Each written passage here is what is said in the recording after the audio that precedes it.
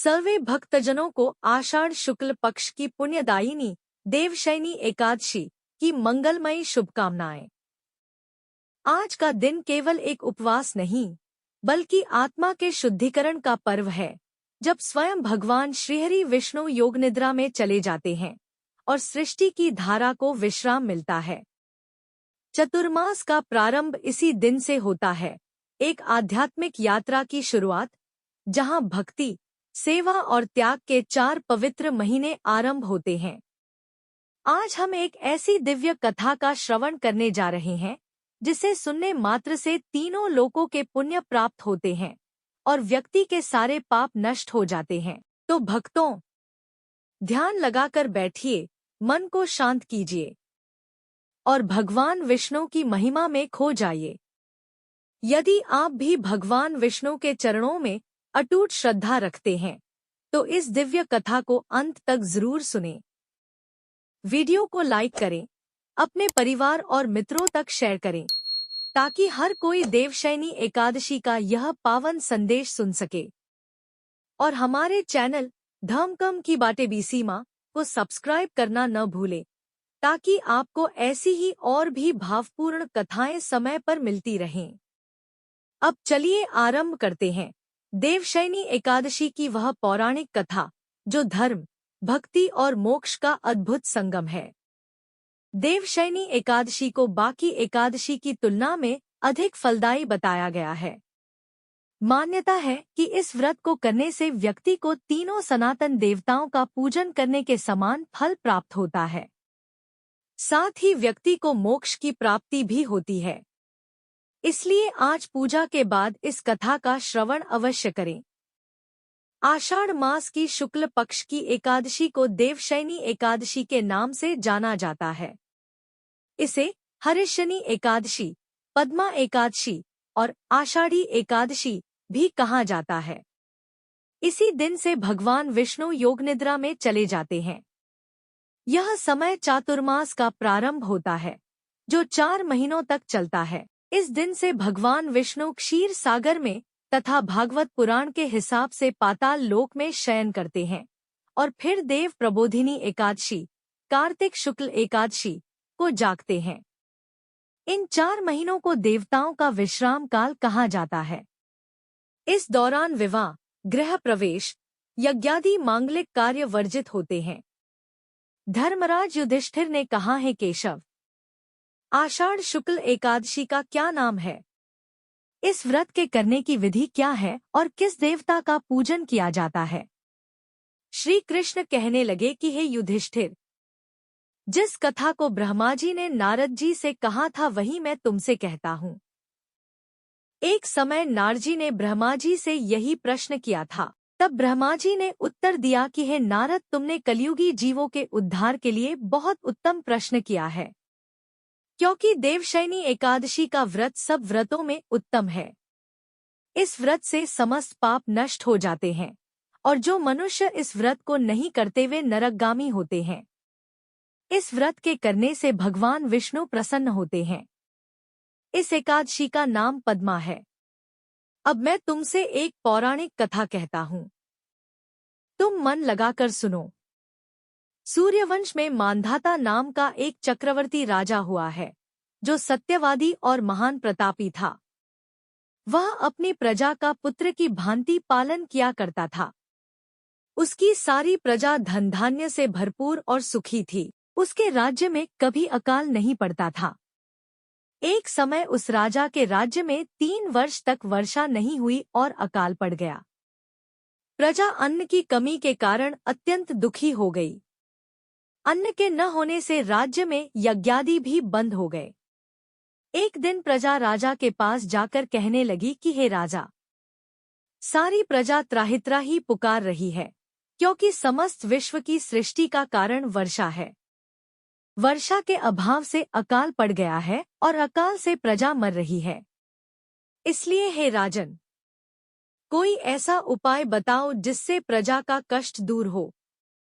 राजा मांधाता कहने लगे कि आप लोग ठीक कह रहे हैं, वर्षा से ही अन्न उत्पन्न होता है और आप लोग वर्षा न होने से अत्यंत दुखी हो गए हैं।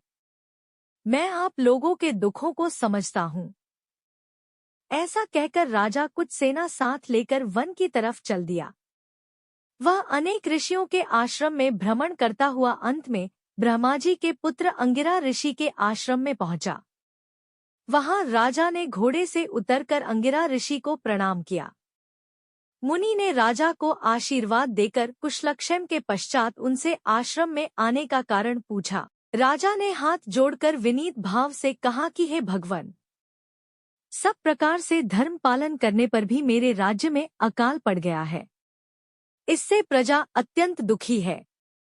राजा के पापों के प्रभाव से ही प्रजा को कष्ट होता है, ऐसा शास्त्रों में कहा है। जब मैं धर्मानुसार राज्य करता हूँ तो मेरे राज्य में अकाल कैसे पड़ गया? इसके कारण का पता मुझको अभी तक नहीं चल सका। अब मैं आपके पास इसी संदेह को निवृत्त कराने के लिए आया हूँ। कृपा करके मेरे इस संदेह को दूर कीजिए। साथ ही प्रजा के कष्ट को दूर करने का कोई उपाय बताइए। इतनी बात सुनकर ऋषि कहने लगे कि हे राजन, यह सतयुग सब युगों में उत्तम है। इसमें धर्म को चारों चरण सम्मिलित है, अर्थात इस युग में धर्म की सबसे अधिक उन्नति है। लोग ब्रह्मा की उपासना करते हैं और केवल ब्राह्मणों को ही वेद पढ़ने का अधिकार है। ब्राह्मण ही तपस्या करने का अधिकार रख सकते हैं, परंतु आपके राज्य में एक शूद्र तपस्या कर रहा है। इसी दोष के कारण आपके राज्य में वर्षा नहीं हो रही है। इसलिए यदि आप प्रजा का भला चाहते हो तो उस शूद्र का वध कर दो। इस पर राजा कहने लगा कि महाराज, मैं उस निरपराध तपस्या करने वाले शूद्र को किस तरह मार सकता हूँ? आप इस दोष से छूटने का कोई दूसरा उपाय बताइए। तब ऋषि कहने लगे कि हे राजन, यदि तुम अन्य उपाय जानना चाहते हो तो सुनो। आषाढ़ मास के शुक्ल पक्ष की पद्मा नाम की एकादशी का विधिपूर्वक व्रत करो। व्रत के प्रभाव से तुम्हारे राज्य में वर्षा होगी और प्रजा सुख प्राप्त करेगी, क्योंकि इस एकादशी का व्रत सब सिद्धियों को देने वाला है और समस्त उपद्रवों को नाश करने वाला है। इस एकादशी का व्रत तुम प्रजा, सेवक तथा मंत्रियों सहित करो। मुनि के इस वचन को सुनकर राजा अपने नगर को वापस आया और उसने विधिपूर्वक पद्मा एकादशी का व्रत किया। उस व्रत के प्रभाव से वर्षा हुई और प्रजा को सुख पहुंचा। अतः इस मास की एकादशी का व्रत सब मनुष्यों को करना चाहिए।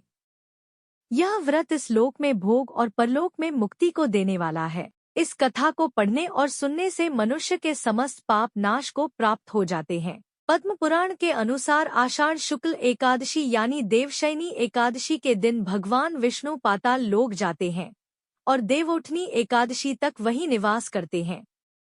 इसे हरिशनी एकादशी भी कहते हैं। भगवान विष्णु के इन 4 माह तक पाताल गमन के पीछे एक कथा है। राजा बलि और वामन अवतार से जुड़ी कथा है। वामन देव भगवान विष्णु के अवतार हैं। असुरों के राजा बलि ने देवताओं को युद्ध में पराजित कर दिया था और स्वर्ग अपने कब्जे में ले लिया था। बलि की वजह से सभी देवता बहुत दुखी थे।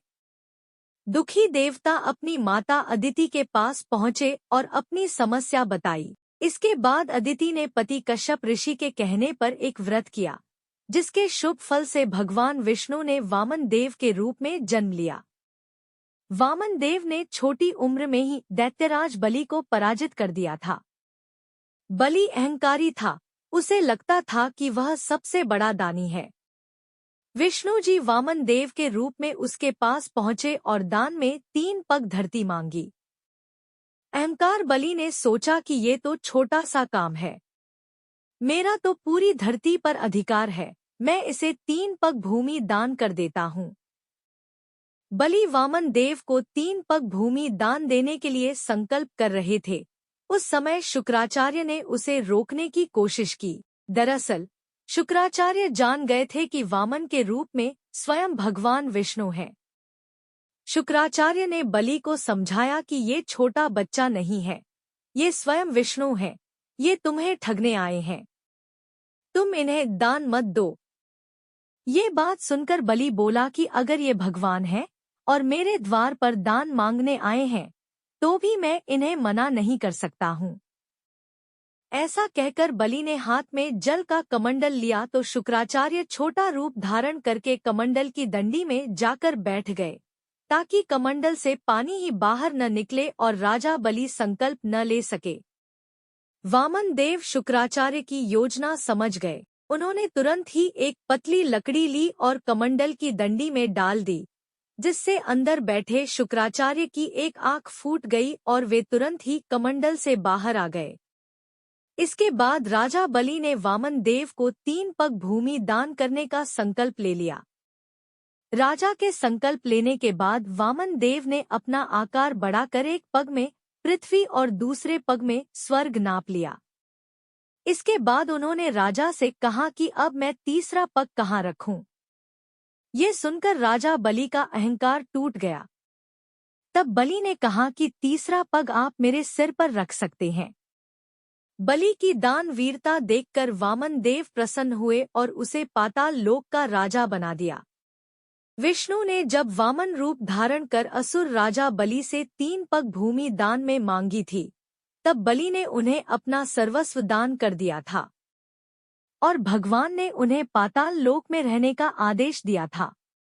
भगवान बलि की दानशीलता और वचनबद्धता को देखकर बहुत प्रसन्न हुए और उससे वरदान मांगने को कहा। राजा बलि ने कहा, प्रभु यदि आप मुझ पर प्रसन्न हैं तो मेरे साथ पाताल लोक में निवास करें। विष्णु बलि के आग्रह को मना नहीं कर पाए क्योंकि वे वचनबद्ध थे। वे बलि के साथ पाताल चले गए। इधर देवी लक्ष्मी विष्णु के पाताल लोक में जाने पर परेशान हो गई। उन्होंने राजा बलि को रक्षा सूत्र बांधकर भगवान विष्णु को पाताल लोक से मुक्त करवाया। इस पर भगवान विष्णु ने राजा बलि को वरदान दिया कि हर वर्ष आषाढ़ शुक्ल एकादशी से कार्तिक शुक्ल एकादशी, देव प्रबोधनी एकादशी तक पाताल में निवास करेंगे। विष्णु के पाताल गमन के इस समय को ही चातुर्मास कहते हैं। देवशयनी एकादशी से जुड़ी एक अन्य कथा भी है। भगवान विष्णु का शंखचूड़ नाम के एक असुर से लंबे समय तक भयंकर युद्ध चला। अंत में भगवान विजय हुए, लेकिन इस युद्ध में वे काफी थक गए थे।